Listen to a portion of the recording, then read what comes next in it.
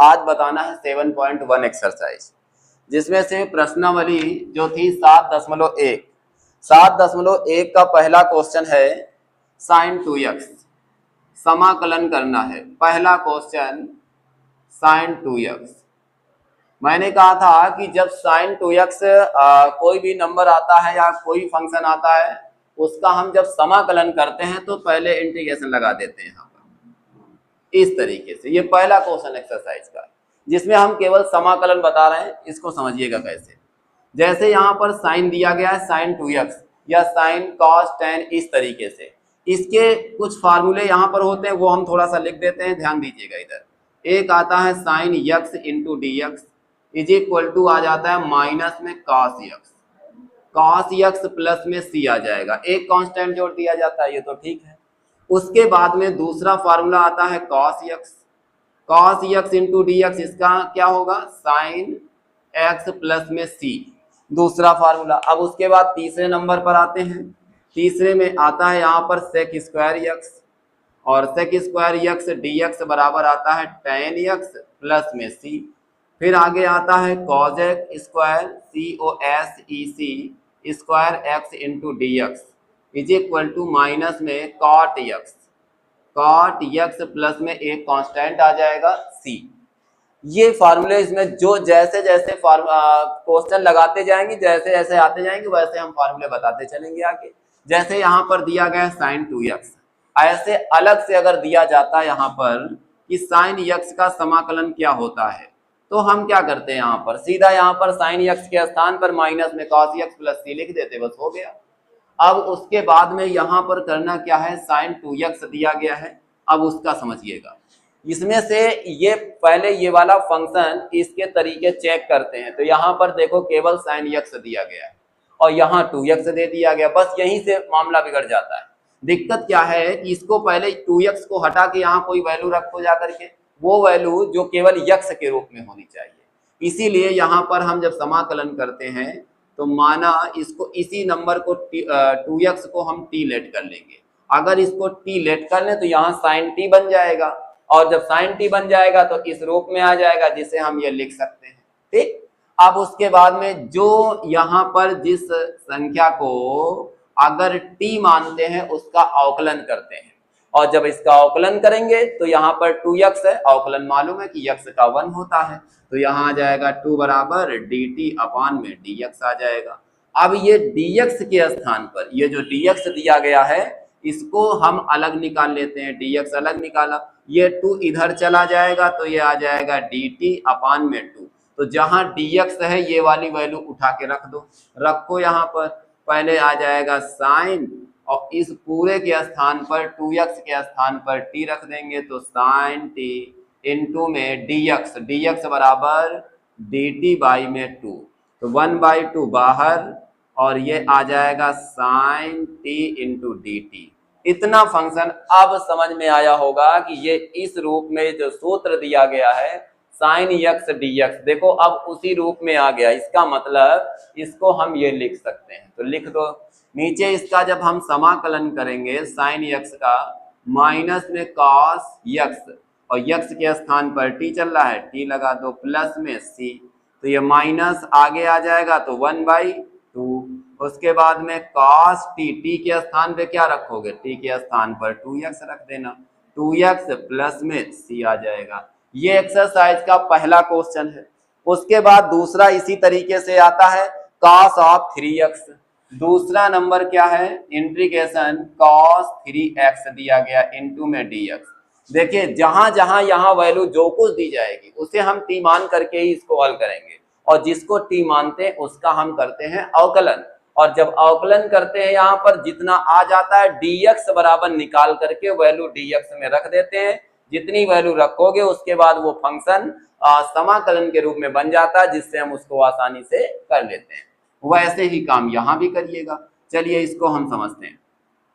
ये यहाँ पर फिर यहाँ 3x आ गया। अब ये 3x को क्या करें, ये 3x को फिर t मान लीजिएगा यहाँ, ये क्वेश्चन तो इसको हम इस साइड कर देते हैं। तो यहाँ लेट कर लो कि माना 3x बराबर में कितना t, तो 3 बराबर x का 1 हो जाएगा, dt अपान में dx हो जाएगा। भाई यक्स का क्या होता है अवकलन 1, तो यहाँ से 3 बराबर dt अपॉन dx, फिर यहाँ से देखो dx निकाला था, इस वाले से dx, यहाँ भी dx निकालो, तो ये आ जाएगा dx बराबर dt अपॉन में 3, उठाओ इसको, तो ये आ जाएगा यहाँ पर, ये जो dt बाई 3 दिया गया है ये cos 3x के स्थान पर t रख दो, और ये dx के स्थान पर dt और अपान में 3, तो 1/3 बाहर ले लो तो बचेगा क्या, cos t और इनटू में dt आ जाएगा। और ये वाला सूत्र होता है, क्या होता है, cos x का होता है sin x प्लस c होता है, तो यहाँ पर क्या करोगे 1/3 sin x, x के स्थान पर t आ जाएगा प्लस में c, t की वैल्यू क्या थी 3x, तो 1/3 sin 3x प्लस में c हो जाएगा। अगर ये बात यहाँ तक क्लियर हो गई है तो अब हम इस तरीके से कई शॉर्ट तरीका हम बताते हैं, वो समझिएगा कैसे। जैसे मान लो हमारे पास sin 4x आ गया, यहाँ पर ध्यान दीजिएगा इसको। अब जैसे हमारे पास पहला क्वेश्चन, अगर यहाँ sin 4x आ गया तो हम क्या करें, यहाँ sin 4x इंटू dx, इसका अगर जैसे t नहीं मानना है, भाई मानना तो पड़ेगा भाई, नियम तो वही है, समाकलन में जो यहाँ संख्या आती है 2x 3x 4x 5x या 6x, वो संख्या हमेशा देखो नीचे आ रही है। ये वाला 3 को t मानते तो कहाँ जाता है, नीचे, इसमें भी 3 था तो नीचे आया, इसमें देखो 2 था तो ये 2 कहाँ आ रहा है, नीचे आ रहा है, देखो 2 आ रहा है। इसी तरीके से इसका भी जो अवकलन आएगा 1/4 आएगा 4, ये वाला 3 था यहाँ पर तो वो भी नीचे आया आंसर में, तो इसका मतलब ये वाले 4 जो हैं 1/4 आ जाएंगे। ये बात तो क्लियर है। उसके बाद cos दिया गया था sin 3x हो गया, फार्मूला क्या, इधर आ जाओ, sin का होता है माइनस cos x, और यहाँ पर कितना दिया गया dt/3, और ये यहाँ पर dt/3 था, 3 बाहर हो गया, बचा था क्या cos, और यहाँ sin का जो फार्मूला होता है ये क्या होता है, ये तुम्हारे सामने माइनस लग जाता है केवल cos में, तो तुम एक काम करो, यहाँ पर माइनस में cos 4x और प्लस में c, तो इसे लिख सकते हैं -1/4 cos 4x प्लस में c, और इसको जब ऐसे ही पूछा जाएगा शॉर्ट ट्रिक के रूप में तो तुम आसानी से कर सकते हो। ऐसे अगर हम कहते हैं 6x का क्या होगा, तो क्या दिक्कत है तुमको, अगर ऐसे sin 6x इंटू dx कह दिया तो ये 1/6 आ जाएगा, साइन का माइनस में होता है तो माइनस लग जाएगा, उसके बाद में cos 6x प्लस में c हो जाएगा। ऐसे ही sin 8x अगर आ जाए तब कैसे करोगे, 3 नंबर, अगर यहीं पर आ जाए sin 8x इंटू में dx, तो हम क्या करें भाई, साइन का समाकलन माइनस में होता है cos, तो माइनस तो लगना है, अब ये जो 8 है वो नीचे चले जाएंगे 1/8, साइन का होता क्या है cos 8x प्लस में एक कांस्टेंट आ जाएगा। ऐसे ही sin 10x अगर आ जाएगा तो कैसे करेंगे उसको समझिएगा। यहाँ अगर ऐसे ही sin 10x, ये चौथा नंबर है, sin 10x इंटू में dx, तब कैसे करेंगे, तो साइन का समाकलन करोगे तो माइनस लग जाएगा, और उसके बाद ये 10 कहाँ जाएंगे, ये वाले जो 10 है ये नीचे चले आएंगे, तो 1/10 आ जाएगा। साइन का क्या होता है cos 10x प्लस में c हो जाएगा। ऐसे sin 10x और या cos दिया जाएगा cos 3x sin 3x, और इस तरीके से अगर कोई फंक्शन आता है तो हम इसको शॉर्ट में भी लिख सकते हैं। थोड़ी सी बात और हम समझाते हैं, जैसे हम cos 3x लिख दिया तब क्या होगा, चलो समझते हैं इसको, cos 3x के रूप में उसको देखो, या cos 4x आ जाएगा तब क्या करेंगे, cos 2x आ जाएगा तब क्या करेंगे, जैसे cos 2x आ गया इंटू dx, कैसे करें भाई, पहली बात तो cos का होता है प्लस में साइन होता है, ये बात ध्यान रखिएगा। तो हमने क्या किया, यहीं पर cos का प्लस में साइन कर दिया sin 2x, लेकिन जब जिस संख्या को t माना जाता था, जैसे यहाँ पर ये देखो 4 वाली संख्या हमेशा नीचे आती थी, वैसे यहाँ 2 वाली संख्या भी नीचे आ जाएगी प्लस में c, इसका ये भी आंसर हो जाएगा। अगर उस मेथड से करना तो t मान करके भी करना पड़े, बात वही हुई जा करके। ऐसे क्वेश्चन आते हैं जैसे ऑप्शन आ जाता है या हल करना होता है तो हम हल कर देते हैं।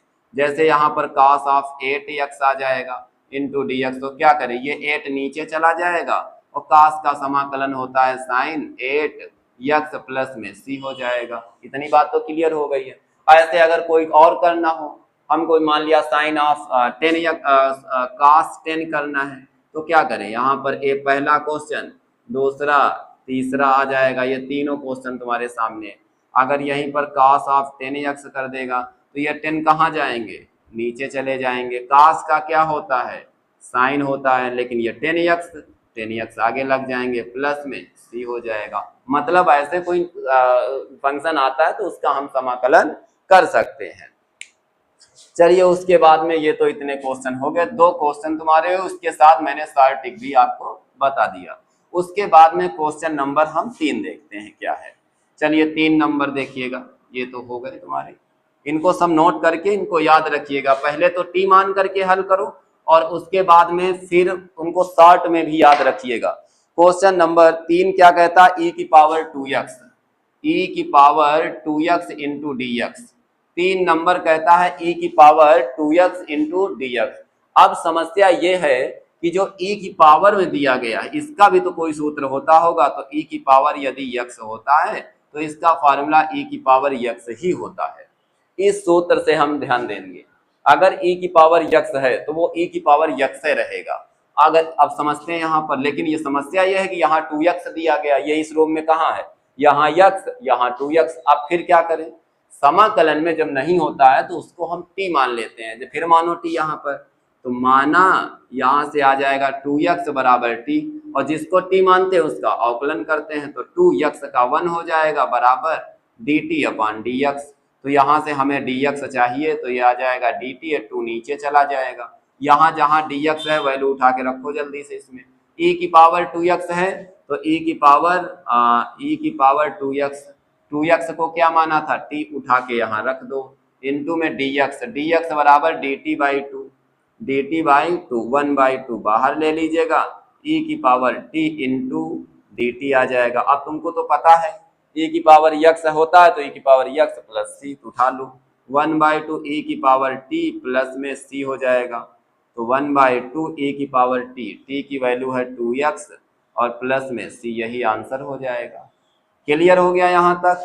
अब उसके बाद में आते हैं क्वेश्चन नंबर 3 को देखते हैं। 3 तो हो चुका है, चौथा नंबर देखिएगा। चौथा नंबर कहता है ax प्लस बी। चौथा नंबर क्वेश्चन है ax प्लस बी का होल स्क्वायर। अब तुम्हारे दिमाग में ये भी तो होगा कि इसमें तो कोई फार्मूला होता नहीं, इसके लिए एक सूत्र तुमको बताया था सबसे पहले। वो सूत्र होता है x की पावर n, अगर इंटू डी एक्स लिखा हुआ है x की पावर n, ये क्या होता है, ये होता है x की पावर n प्लस 1 अपान में n प्लस 1 और प्लस में क्या होगा, c हो जाएगा।